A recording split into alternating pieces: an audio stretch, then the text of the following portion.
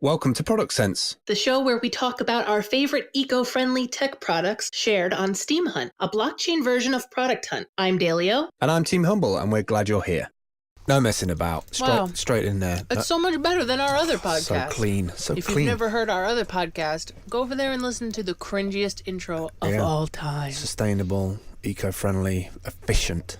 That's what this is. Yeah, our other one is like, I don't know. We thought we were clever. I don't know. It's 10 seconds. That's what. It's 10 seconds and it's done. You're in there, sorted. Yeah. Maybe what we should do is do the date for people who are in the car. 7th of March. If you're listening to previous episodes, one power tip that good friend of mine I haven't seen for a very long time, Jason Jarrett from abuddispodcast.com, go and listen to it, is he always used to say episode number and then the date at the beginning, because he said within the first 10 seconds people are skipping around in the car and they remember what date and what episode they listened to last when they're like need to be looking at the road rather than not looking at the app to tell them what which they I always listen thought was to. genius. That's true. Well, welcome to Product Sense. Welcome to Product Sense. Product website podcast where we don't fuck around. Yeah, it's for mainly as moderators for Steam Hunt, which is a decentralized version of Product Hunt. Product Hunt, if you don't know what it is, it's a site where people submit their favorite applications, services, web apps, just it's stuff that people like online, and then people upvote it and say it's good or bad and comment about it. And a couple of guys from South Korea got together and were like, we should totally make this on the Steam blockchain so that we can incentivize people by paying them a little bit of Steam for stuff they hunt. And it's been going now for a year. Yeah, happy birthday Steam Hunt. It was Tuesday, was the birthday. Happy birthday. It was very quiet. I think they're really super busy. But like I love that.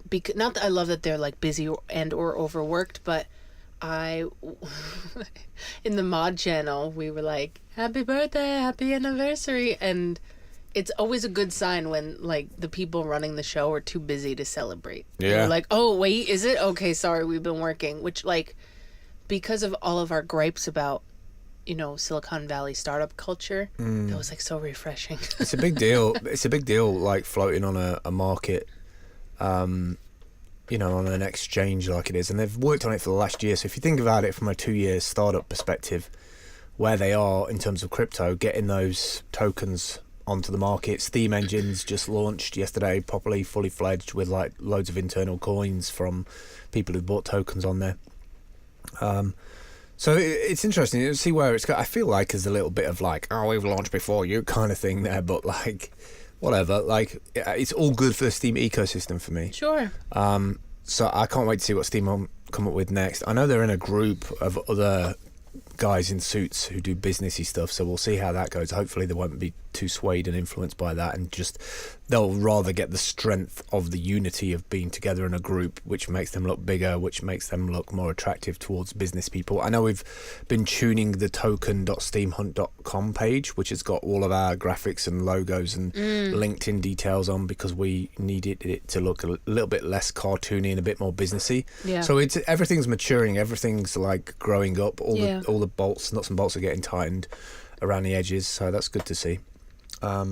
Today's a packed show. We should really get into it. Yeah. Any big updates since the last time it's been like 2 weeks, I'm sorry. But we were sick, and then I don't know, a bunch of I can't really dial it down to one thing, but that's the way it happens sometimes. Yeah, it just wasn't things happening. pile up. Yeah. Not that I can remember. I know there was some big news about the group, some kind of alliance-y thing for business stuff, which I don't really want to go into, but I know that Steam Hunt's part of that. And I just know it's an important part for Steam Hunt to take part in, because like I say, it makes them look bigger and better for business if they've got other business-y types people like bouncing that stuff off. And I think a lot of those other people would love to get in on the South Korean exchange. There's no other way that they would get in there easier to having somebody who natively speaks South Korean and or already has made a partnership with a tokenomics company, because none of the other guys have. So, they're definitely killing it. Yeah, they are killing it. They're absolutely killing it. All right, so we Packed show. Yeah, we've got a packed show with loads of stuff today. If you want to kick it off, you've got like this Eco Hunts Mental Floss link. Do you see that? Yeah, man. Okay, so I follow this account, Mental Floss. Mental Floss actually is a magazine. Okay. And I used to have a subscription to Mental Floss back Did in you? the day. Yeah. I didn't know you could do that. Mental Floss and Popular Science. Those were really? my favorite magazines. No way. Before like blog days, you would just get a paperback. magazine at your house. Oh, really? Yeah, like real paper magazines. I used to love getting a magazine that I like cared about, and then I would like cut the pictures out that I thought were cool and put them in my locker. But Mental Floss and Popular Science were my OGs, and so left over from those days, I followed them on Twitter when Twitter first happened. Mm-hmm. And they posted this article, 6 Ways Humans Influence the Weather. And I was like, if you told me that there were 6 ways, I could probably think of 1 or 2, but not 6. So we don't have to go through all of them, but I thought some of these were interesting, and there were things that like you wouldn't necessarily think about. So number 1 is that cities form heat islands. Hotlanta. Heat islands. Yeah, exactly. The capital of Georgia, Hotlanta. And it has to do with the fact that asphalt is obviously black and heat absorbent. And so the more, obviously you're cutting down trees, and that's not great in and of itself, but you're replacing that organic substance with a flat, black, heat absorbing substance. America's got so much concrete car parks, it's unreal. Yeah. So, obviously cities are some of the worst absorbers. And in 2011, a study in the Journal of Applied Meteorology and Climatology also found that the urban heat island effect can have pronounced impact on thunderstorms that form over cities. So that might be something to look out for, as and when you're following windy.com, which is one of our favorite sites. It actually may be the case that more intense storms will form over islands because there's such a heat rush, how heat rises. So I reckon they should make it I Am Legend style and just let nature take over the city. Yikes. No, I love that though. I would love to live in a New York City overwhelmed with foliage. It's already overwhelmed with everything else. Yeah, so it won't be. Nobody will notice, will they? Yeah, no, I agree. No, I just really like the architectural styling that a lot of the South Koreans and that neck of the woods do, where they design buildings with massive overhangs of vegetation.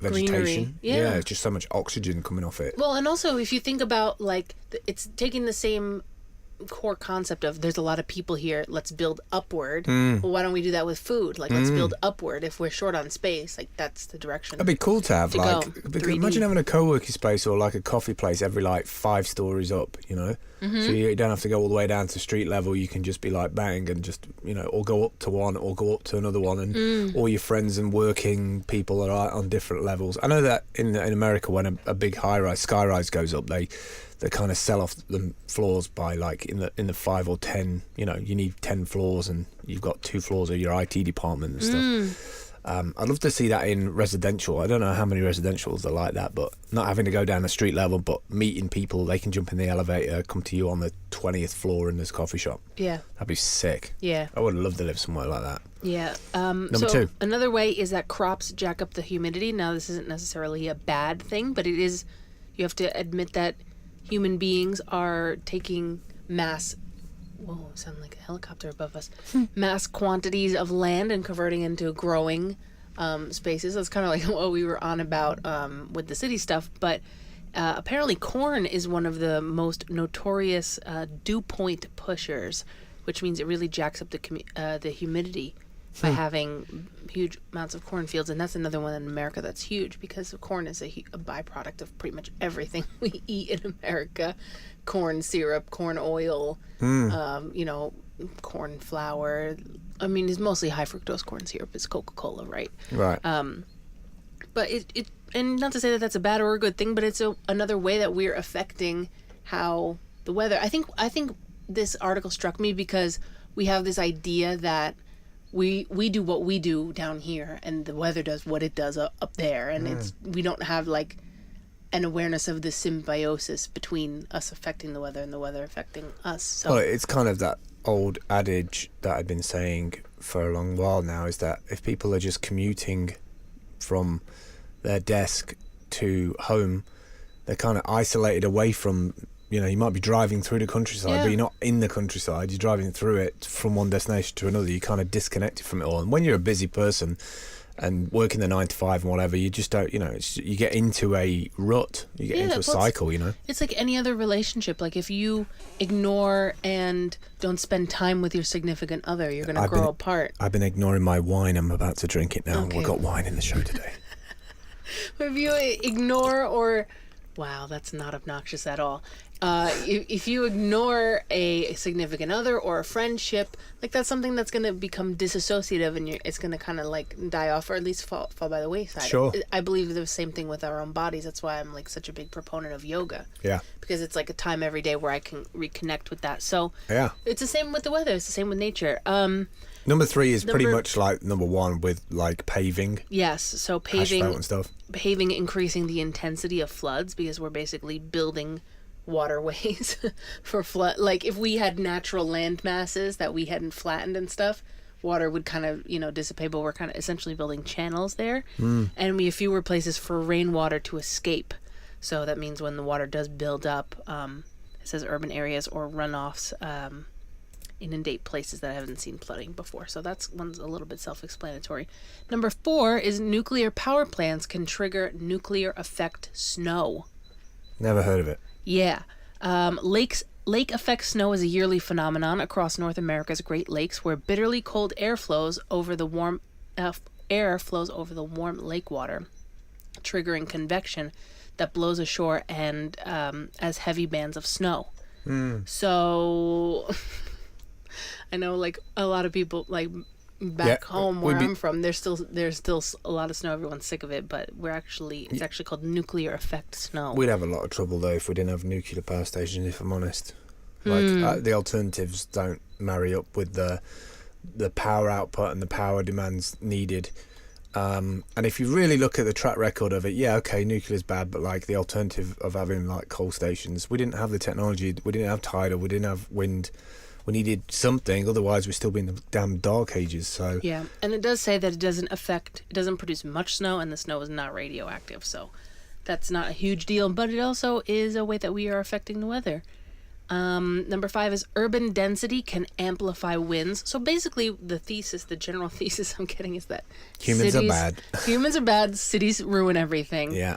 But that's true. If you've ever walked down a city street on a windy day, you've probably noticed that sometimes you feel like you're being buffeted by air shot out of an industrial fan instead of a regular windstorm. Yeah, I've walked across bridges. Been there. Yeah, I've walked across bridges in European countries and been like, that could have took me off. Like, easy. Oh yeah, or like, well, I'll save it for the other podcast. But one time I went panhandling in front of the New York Stock Exchange, like shortly after the crash.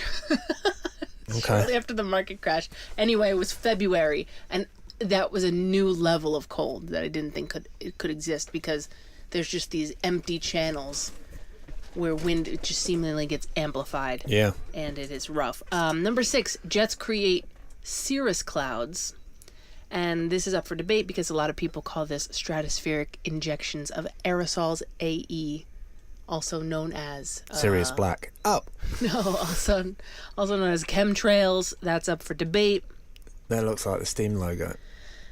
Oh, it does look like the Steam logo. Wow. The simple act of flying can also create intricate patterns of clouds in the air that wouldn't have formed had we not perfected the art of air travel. Hot water vapor produced by the engine exhaust of a high-flying jet aircraft leaves contrails, short for condensation trails. That's what we're being told. Also, like I said, I'll reiterate again, they could be stratospheric injections of aerosols. Whatever. I mean, which like, also affect the weather. Conspiracy theorist bit there, really. And there's also the United States government holds patents for weather modification. So I'm just going to leave that there. But even without the patents, just our existence being here and being organized in whatever way that us humans have decided to organize over the past 50 years is affecting the weather. And that's something we need to... Happy start. Well, it's just affecting it. It's not saying we're screwing everything up, even though we are. If you've just tuned in, this isn't the negative part of Positively Negative. This is Product Sense,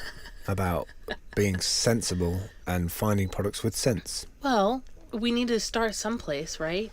Yeah, so we need to acknowledge what we're messing up so that we you're can saying find we're solutions. we're the product, and we need to fix ourselves. Sure. Okay, next. I mean, I agree with you. Human. I mean, it's a bit of a broad topic. Six ways humans influence. It is a little bit of a clickbaity article for sure. Well, it's just an easy title, isn't it? Pick a number. So these posts do very well on Pinterest and shit. You know, like, look, at the end of the day, we kind of know it. We've kind of glossed over it because we still want what we want. And I've not seen growing up the manual for the 18-year-old to proactively not only just enjoy consuming and enjoying their city and their job and their career and their family, but I've never ever seen like some kind of clear clarity from local authority or government that's like, if you do these things in your community, that will help. Yeah. I've never seen that. Yeah, there seems to be a grey area on that. Seems to be a lot of confusion about like what's good, quote unquote, good for the environment and what's bad for the environment. I don't think anybody knows. And it's like so silly because I mean, scale is always going to be a problem. Yeah. Reduce, reuse, recycle. That was a big. The 3 T's. Say it, sorted. I just said T's. The 3 S's. Say it, sorted. Worst. It's not sorted just because you say it, and that makes me mad. It's the worst. Because that's indicative of a whole culture of it's somebody else's problem just because I pointed it out. So it's 3 S's, but only 2 of them matter. Perfect. All right. Okay, anyway, next. Moving on. Let's get to the 3 steam hunts each of the week. Okay. I actually did mine this week. It's amazing. Oh, good job. So we'll alternate between the 2 if you want. Okay, cool. Would you like to start? I can do. Go for it. My first one today is the bees have arrived. It's actually one of yours. Hell yeah. I think it was this one that you did this week, actually. Hell yeah. I'm not sure if I'm proud of this hunt. It's called Happy Bees. The alternative bee hive. Happy bees call me. Ironically, we've just been talking about concrete, and it starts with concretely. This beehive aims to reproduce the natural habitats of the bees, which are often made of tree trunks. So you can do a search on Steam Hunt. Just search for Happy Bees, the alternative beehive. And what I really, really like about it is the temperature, just the way that it's been designed. It maintains the temperature. I think it's cork, isn't it? Looks like cork. It's concrete. That's why they said concretely in the. No, in that's quote. not concrete. It's cement. Yeah. That's not concrete, is it? I promise you. Click the main link. So the concrete is the temperature heat, right? And well, the fact that it's cylindrical keeps heat better than a square does. How do they sell that though? If they're saying like, it's flat pack a little bit, like it comes in 3. Well, the last thing we need is more concrete. So I would like to see that made out of cork. But cork's not very insulating. I don't know about that. I don't know if you can say that very broadly because it's also not waterproof. Can't be outside. What can't? Cork. We don't know if it can be treated or covered or whatever. We just don't know that. I know people in Spain who are actively using cork to make like homes and stuff, like panels and stuff. Yeah. How can that be? I don't know. I don't know. I'm talking about these particular steam hunts now. I'm not talking about them, but like I'm giving you like a on the wall, fly on the wall situation. Anyway, bees happier, good.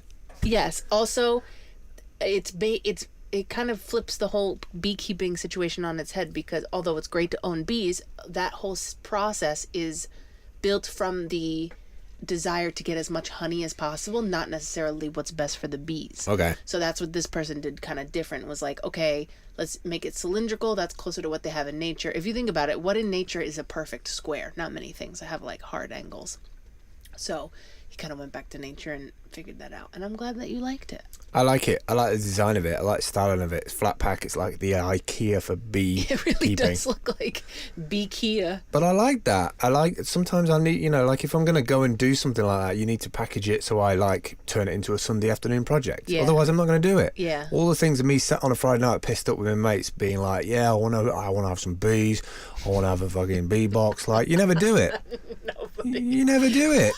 Load of bollocks. Like, whereas if you got a flat pack thing that I can buy and then put it together on a Saturday and be like, ta-da, then the first moment like you've got a webcam on it and it's bees start using it, like you'd be buzzing. Oh yeah. Oh, you'd be buzzing. I love that. Yeah. Yours. I love that. Okay.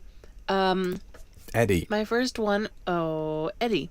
Travels for Messenger, a travel assistant with voice support for Messenger. Yeah, but why is this sustainable, Aiko? Why do you like it so much? Give me a second, because it's a while since I No problem. had it. So you can find this at eTravels for Messenger on Steam Hunt just by searching. And also, I don't know, maybe this was a mistake, but but I don't like anything that uses Facebook Messenger or anything that has to do with Facebook, so I don't know why I would have picked this. I think you picked it for here. efficiency. Probably. There had to have been a reason. Maybe I just like the idea that you can... it also works with Telegram, Viber, and Slack. So, okay, fine. Maybe it was because of Slack. I think it's a travel assistant keyboard that works everywhere. Yes. Well, you can also... It's almost like Siri, but you're texting it instead. Like, hey, I'm stuck and I need a place to stay. Yeah. Help me out. Can I also say from the logo. Can I also say from an eco perspective, if Steamians using Steam Hunt, so hunters, if you can stop writing negatives and then underneath nothing, you're saving some kilobytes and some download speed for me to actually bring the webpage down, because it doesn't mean it's irrelevant. Negatives, nothing. Like, why write negatives and underneath nothing? I mean, you're better off just writing nothing if there's no negatives. There's always a negative. Just save a bit of space. They should just ask one of us if they need a negative. I'm sure we'll be able to whip one Yeah, up. it's probably not a good idea to assume there's no negatives there either. Like, I know it's a copy and paste template, but just don't do it. Yeah. No need. Yeah. No need. My second one this week is Relief, the smartest cannabis app. And the reason why I brought this one up is I think, mainly from a question perspective for me, is that the more applications that we get, the more cannabis that is grown. I know it's legal now in Canada to be able to buy it. I'm interested as to what happens with that money. Like the money that is brought in from cannabis selling and a blockchain and optimizing, being able to get hold of it and getting more information about it and finding out the good properties of it, removing the THC for the getting high off it and focusing on the CBDs from sort of creams and oils and things that you can have for health benefits, which have been medically proven, by the way. A lot of people are using this for treatments. I'm interested if we will see mandates or clauses or local governments taking some of that money. I'd like to know what happens to the money, basically. If Canada is like, we've got to stop this stuff being brought over the border, or we're going to stop the criminals. When you stop the criminals selling something that's illegal and you make it legal, then obviously those criminals have to go elsewhere and look into different industries. And instead of just being, a city that's like, oh, we solve this problem. Solve the problem, but you're now making money, or there's money there. Where does the roots of that stuff go to? Obviously, there's a lot of people making money. It's going through different funnels. I'm kind of interested to see if that will go back into society and in what things, philanthropic things to health. I would really like to see something like that really serve its purpose and prove everybody wrong. It was like, oh, we should never, from the 50s when hemp was grown everywhere, and then all of a sudden they were like, oh, this is bad because those people are getting stoned. Yeah. And they took it out of it. It used to be in everything. It used to be in pillows, cushions, planes, it's bloody everything. It's one of the most sustainable, just keeping with it's just robust. It's just solid. Well, and it's mature like that, and it doesn't take very much resources to get a mature plant out of it. So it's one of the most sustainable turnover crops that there is. It's much more sustainable than plaster. Yeah. Corn. So I'm kind of interested to see where... The reason why I brought it up is that it's a long time ago since I was a smoker of cannabis, but I did enjoy it and I did enjoy the effects. But I'm now kind of interested, now we're micromanaging it on the level like they are in Canada with the shops. I actually read some stats that people were still buying it in the same ways that they've always bought. Maybe they're a bit paranoid about giving their details to these shops and being on a register or whatever, which I can kind of understand. But with this stuff being decentralized and buying it from growers and through the network, I'm just kind of interested where that money will end up. Will it be reinvested into philanthropic things to do with health and stuff? Because that would really put an underline on cannabis and drugs for me if we flip that scripture on its head and been like, yeah, we know the addiction properties of doing these things, but we've cleaned it up, if you like. It's now a clean process, and obviously you can still kill yourself taking any particular drugs in any kind of volume, but I'd love to know if some of that money. I'd love to see some reports in Canada of that being used elsewhere. But this app is more to track like what your personal experience That's is right, with yeah. specific ones, right? I think that's cool too because there's an awareness rather than just a consumption culture around it. What I'm saying is, this is version 1 of the app.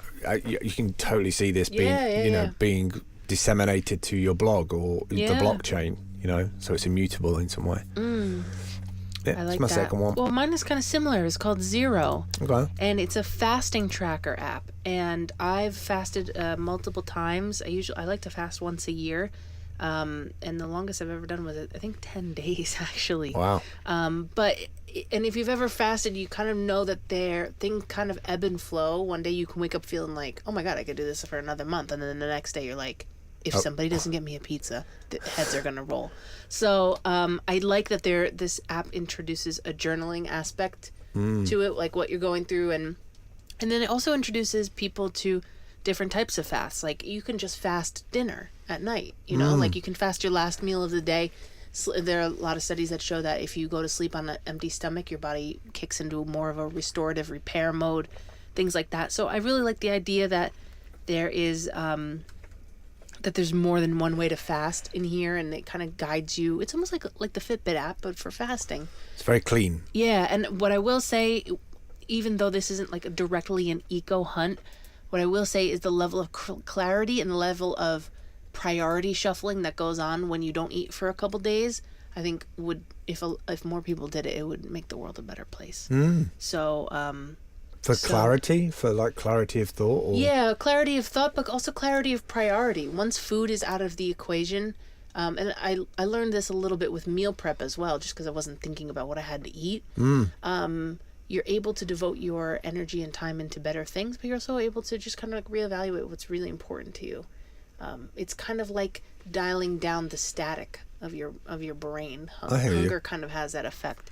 So, and it makes you a little bit more aware and a little bit less, it makes you more aware of how you're being wasteful, I think, in a lot of ways too, maybe overeating or, over-consuming as well. So, this is one that I have waiting on my phone for the next time that I decide to fast. And I highly suggest if you're interested in fasting, do some research and be safe about it, but it's a great thing to do.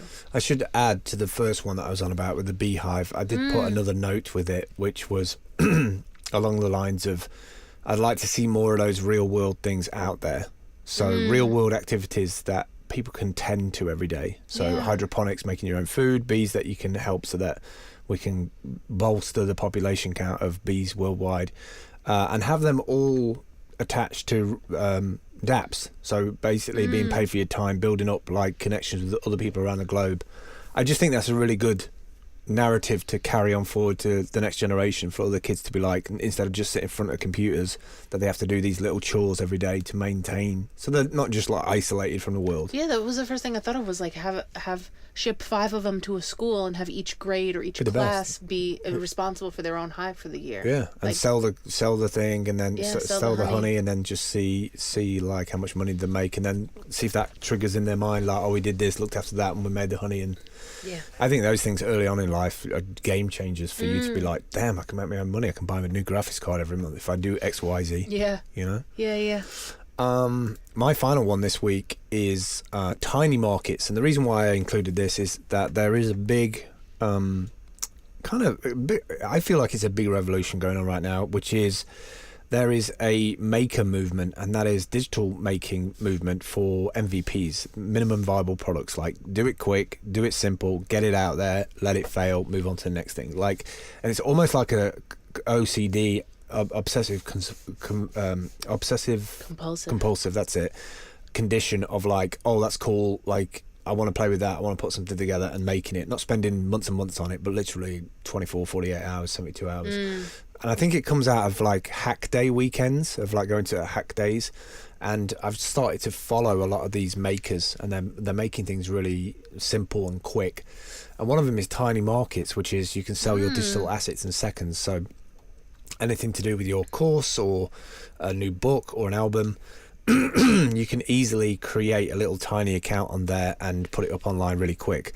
And what I like about it is it just removes the barrier of entry again. Like we've been trying to move away from the middlemen, and we get used to like having the eBays and the PayPals and the Amazons of the world. But actually, I'm starting to see little micro revolutions on a local level, from hack days to co-working to digital assets, where it's like, I have this book, I don't care about websites, I don't care about that particular brand, I don't want to learn about Gumroad, I don't want to learn about that, no matter how good they are. If you are a digital worker, you just want to put it on the web and you want to be able to sell it.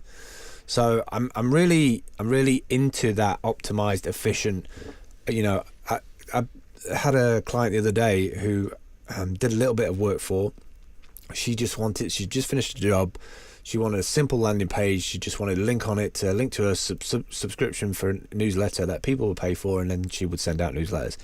And she doesn't want a digital footprint. She doesn't want to be known in a group of people of being a geek or a nerd or technology minded. She's actually probably not very technically minded at all, but she wants something quick and easy that she understands how to do, because she's entered her name on newsletter stuff before. So I kind of like this stuff because it makes technology more accessible. So if you get a tiny account, is it that your assets go onto like a wider marketplace like Creative Market, or is it your own store, more like Gumroad? It's more like a link more than anything. So you just upload, set a price, share and sell.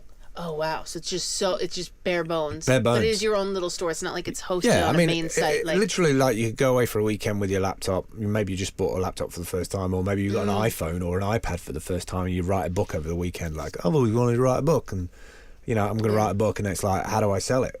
Like, and you might want to do it there and then. So I just love the idea that there might be 100 of these different styles of little maker apps around the world that people fall on. It's like, yeah, that'll do. Yeah, because and for people who don't know what this was like before something like this, it's clunky as hell. It was rough. It's just like, it was rough. You have to do this. Where do I put it, and how do I unlock it? And I get your email, but then how do you get the download? It's like, sometimes you just want a link to be able to sell it. Love that. Yeah. Really smart. So just simplify. I'm just really, and that's why I kind of get behind products that save me time, but also save other people time, optimize the experience, and don't introduce a middleman. Like, I have this, I want to do that. Yeah. That's why I love IFTTT so much. It's just like, connect this to that, and it has this output. Right. Fucking amazing. Right. Yeah, and I'm want to support the maker movement as well, because there's a lot of people just, somebody would have just built that in a weekend and then gone off and done something else and be like, oh, where can I host it? Oh, I know, I built that MVP last week. Let me just use that instead. Yeah. So my 3 this week. Good job. Thanks. I have 2 more. Do we have time? We have plenty of time. Okay, so one, I'll be quick. One is called My Fresh Bowl. Okay. And it is a massive... It's not a toilet cleaning out. No, it sounds like it should be. It's a massive, almost wall-sized, and it looks like a wall. It's got some really nice, like, tiling and exposed wood inset vending machine. But for those worker spaces that you were talking about. Yeah, co-working. Yeah, for co-working spaces, I think this would be perfect. My Fresh Bowl is the first healthy and plastic-free vending machine. Our goal is to make fresh and sustainable food easier to access. Freaking love this. It's got like a little touch screen, which we all know is not going to work, but but it's got a little touch screen. You choose, you want like a little smoothie bowl or a salad or like, a parfait, whatever you want. It's all like fresh green stuff. And it comes out, it's made fresh every day, so somebody actually comes and delivers that stuff. It's in this like beautiful backlit refrigerator type of a container, but you swipe your card, you choose what you want, and then it kind of drops down for you. So and then you turn in the glass package, and every time you return the glass jar, you get a $2 credit toward your next purchase. So you can keep the jar if you really want it. I'm sure they probably ran into people like forgetting to turn them in and stuff like that. But I absolutely love that it keeps you coming back, because you're like, cool, I turned in my jar, I have $2 toward my next salad or my next fruit bowl, whatever it may be. It's kind of like what we were talking about. I don't know if it was last week or the week before that, but we were mentioning that company who's selling $10,000 worth of microgreens from their basement in Calgary in Canada. That's a perfect thing for them. really. If they think about it, like, instead of having restaurants to go to as well, they can just do like supermarkets and gas stations and and airports. You know, they've got the greens, all they've got to do is add the rest to it. It's like so smart. Vinaigrettes and stuff like that. That can work. If he was an ex-restaurateur, I mean, he could probably go to a restaurant and say, there's your microgreens for the week, and there's our microgreens for these, and we'll come back and pick them up at the end of the round. Yeah, and these guys are going to have so much data based about what they sell, what's popular, what's not, that they're going to have such an exacting number of what they're going to need, you know, in order to be zero waste. Yeah. And they come in like these lovely little glass containers. Yeah, they look like mason jars. And super like, Instagrammable. Hell yeah. Yeah, of course they look beautiful. Of course this site looks beautiful. Like, they did hire a designer, and it, you know, I think you have to kind of play both sides of that when you're doing something like this, but I'm like, I can't find anything that I don't like about this. No, it's nice. It's great. I bet the food, I'm sure it's expensive. That's probably the It says one thing. $10. $10 for salads, under $5 for a snack. All right. So, I mean, if you're in a city, and I mean, it's in WeWork. This one's in WeWork in Soho. So WeWork West in Soho. Okay. So that makes sense to me, because like, if you don't want to leave, or you know, and actually, I can imagine in WeWork where everybody's building startups, it's a no-brainer, isn't it? Like, you know, what's your startup? Well, that's it over there. That machine. Yeah. You know, like. And also, what would you say? $5 for the snack? Yeah. Well, if you already bought one, you got $2 off that $3. Like. Well, you probably only got $2 off the $10. Well, if you return your glass. Yeah, but the $5 is for a snack. I think they're tiny. From the look of it, it looks like they're a small little. Either way, even if you're eating in New York City, you ain't gonna get a lunch for less than $10 anyway. No. So plus, most people who are using WeWork, they know they're charging. If you might have a subscription, so you're there all month, but if you're there for the day or for the week, you want to get as much time as possible. So if you only need to walk down the corridor to get a salad, it's no brainer, isn't it? Yeah, and they're made fresh every day, and I would love to know what they do with the extra that's in there at the end of the day, if they give it away or not. They should do, shouldn't they? Right. They should give it to people, or that's one of the things that I've always wanted to see IoT do, the Internet of Things, is to be like, you know, somebody connect that up as an API of like, this machine has 3 of these left, this machine has this, and then they just have to like tweet out a code. Yeah. And so like people would be like saying, well, what's the benefit for us if we give away free food? Well, maybe you could build it into the firmware of the machine that when those last 2 or 3 people come and get it at 8 o'clock at night, that they have to record a 30-second video of like, I didn't eat today, or like, this has really helped me out today, and this is my name, and this is my phone, and this is what I'm trying to do. And then they use that as their social content to show that they're, you know. You know what? I just read it right here. Sending all of our food waste to a community garden in the East Village. There you go. So cool. Problem solved. So Love cool. It. Love it. Okay, my very last one falls under the heading of Dale likes things that are made of things that shouldn't be made of. Okay. And this is called, I think it's pronounced BAUX, BAUX, acoustic pulp. So if you picture like in any sound studio, that like black foam that's got the egg crate looking foam. Well, they found a way to make it out of sustainable ingredients and materials. I'm sure that type of foam, like acoustic foam, is awful for the environment. I'm sure it ends up in the oceans and eaten by sea turtles and everything else. Poor sea turtles, they're just really eating everything out there. It sucks. It's 100% bio-based acoustic pulp panel. It's the first in the world to be uncompromisingly combine the performance properties of sound absorption, safety, and durability with sustainability and modern aesthetics. It is also beautiful. Like, it doesn't make, if you saw this up on the wall, you wouldn't think, oh, that's a studio. It just looks like kind of a textured wall. Harmless for us, harmless for the environment. I like anything that's biomimicry. Yeah. Anything that copies what's already out there in nature. It's been there for thousands, millions of years. So why not try and like evaluate, you know, insects and mushrooms. You know, I know Dell use mushrooms for packaging their big server units, so it just makes perfect sense to me. Awesome. Yeah, this is made out of sustainably harvested Swedish fir and pine trees. Got to trust the Swedish. You got to see this video too. The Swedes. It is just so Swedish. The Swedes have got the most efficient recycling in the world. They actually buy other people's trash because it's that efficient. They don't have enough trash. That's wild. It's so efficient. They buy your trash. So they can turn it into power out of it. Yeah, to heating. I think they've actually got it connected up to a village nearby. So for about 50,000 people, it just provides heating for them. Wow. and they laser etch the pattern into it. I don't know if you look at the main page, they actually laser etch that pattern, and it's absolutely, and it's beautiful. It's light colored too. So if you're picturing it, if you not buy a machine at the minute, if you're picturing that acoustic foam, it's usually black or very dark gray or dark blue. This is actually like a light off-white cream color, very IKEA looking, very like very gallery standard. But it is 100% bio-based, 100% recyclable, 100% biodegradable, 0% pollution or waste, biomimicry engineered, lightweight, durable, fire retardant, water repellent. Crazy. Colors made of wheat, laser enhanced sound production. Beautiful design as well, actually, on the website. Very clean. Yeah. Like, you can really sell a product like that. So most of the time, it's these companies just ramping up new technology to deal with this stuff. I'm kind of excited about it in some ways, where the next generation, my daughter, other people's kids, are going to go into these industries, you know, and question everything, like, why is that not efficient, or like, how do we change this to be? Yeah, I think it's going to become like uncool. It's going to be just like, well, what's your problem? You can figure out how to make it out of mushrooms yet? Yeah. So I love that. They need to make that subscribe button thing sustainable, though, because it's come on my screen about 2 or 3 times now. Let's click the X. Come on. Do the whole job if you're going to do the job. Finally, final link today. I mean, we're coming up to 40 minutes. Final link today is the Pelly case you've put on there. Yeah. Why did you want to talk about that? Because I think it's made of ocean plastic, if I remember correctly. And it's funny because I've been getting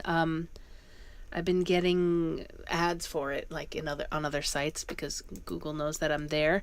Join the global movement saying no to a wasteful plastic phone case. A Pelly case will protect your phone while you need it and protect the planet when you're done.